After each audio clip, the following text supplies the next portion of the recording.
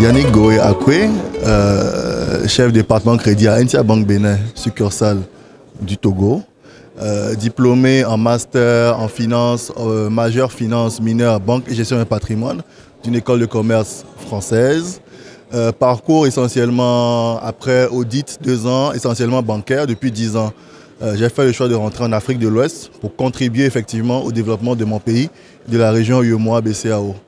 depuis 10 ans dans le secteur bancaire. Les travaux de groupe ont porté sur le thème qui suit, les instruments de fonds propres complémentaires. Approche de dynamisation,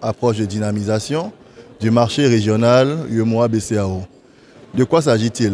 Face à des exigences de plus en plus élevées de fonds propres pour respecter des ratios de solvabilité de plus en plus contraignants pour des banques plus solides et plus résilientes, la plupart des banques s'éternisent sur ou concentrent leurs efforts sur le dénominateur, c'est-à-dire les risques de crédit qui doivent être maîtrisés ou limités, ainsi que les risques opérationnels et les risques de marché. Nous avons choisi l'approche inverse qui consiste à se concentrer sur le numérateur des fonds propres de banque. Aujourd'hui, les banques ont la possibilité soit de faire appel à d'autres actionnaires pour diluer le capital, mais avoir un capital plus énorme,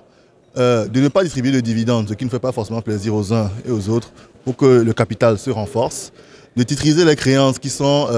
au dénominateur pour limiter un peu le poids des créances, notamment du portefeuille de crédit, et ainsi atteindre l'objectif de ratio de solvabilité. Une autre approche existe, une autre solution existe, celle des fonds propres complémentaires AT1 et T2. Cependant, il faut y penser.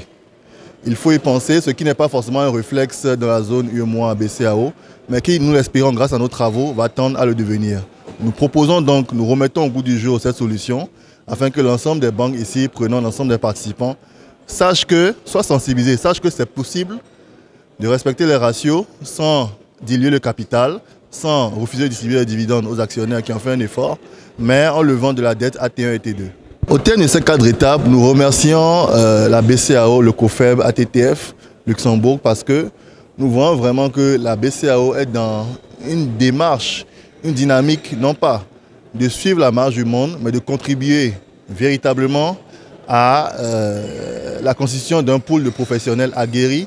et à même, non pas de subir les propositions qui arrivent de l'extérieur, mais d'adapter à notre contexte, nos réalités locales et faire ainsi un feedback à la Banque des règlements internationaux, BIS, sur ce que peuvent donner leurs solutions dans la zone UEMOA-BCEAO, ce que les expériences, les difficultés que nous avons rencontrées dans la zone UEMOA-BCEAO, et ainsi faire un feedback, remonter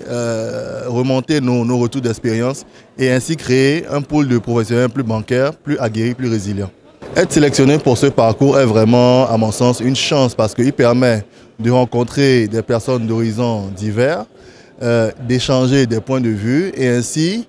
de l'échange naît la solution, de l'échange naît la lumière. À force d'échanger, de discuter, rencontrer avec des professionnels de tout niveau, DG, président du conseil d'administration, experts ATTF, experts en banque, finance de marché luxembourgeois et autres experts du COFEB de la BCEAO, de trouver ensemble des solutions et de former véritablement ceux-là qui sont aux avant-gardes pour défendre les capitaux de nos banques.